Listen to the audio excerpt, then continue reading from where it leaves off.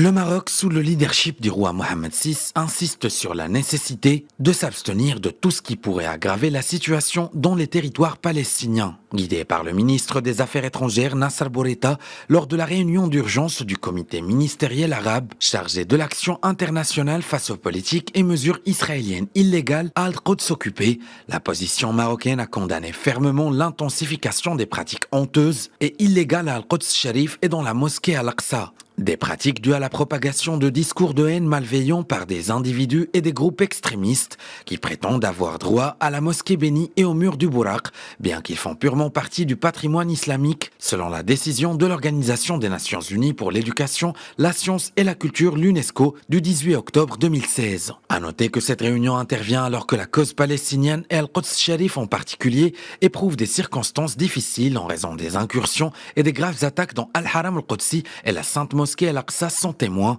Des attaques qui ont conduit à terroriser les fidèles en blessant et arrêtant des centaines d'entre eux. Dans ce contexte, Nasser Bourita a appelé à ce que la position des pays arabes soit unifiée et non entachée par des surenchères stériles quant à l'importance d'entreprendre un effort diplomatique intense pour préserver la vie sainte d'Al-Quds Sharif. Par ailleurs, le ministre des Affaires étrangères a exprimé sa profonde préoccupation et son regret après que le Conseil de sécurité de l'ONU n'ait pas été en mesure d'adopter une résolution pour arrêter les actes de provocation et de l'escalade dangereuse dans la ville d'Al-Quds Sharif. Et parallèlement à l'appel à l'arrêt immédiat de toute forme d'escalade dans la ville sainte, Nasser Bourita a souligné l'impératif de soutenir la ville d'Al-Quds et la résistance des Mardessis, réitérant la solidarité totale du royaume du Maroc sous la conduite du roi Mohammed VI avec les droits légitimes du peuple palestinien à recouvrer sa liberté et à établir son État indépendant aux frontières du 4 juin 1967 avec Al-Quds Est comme capitale.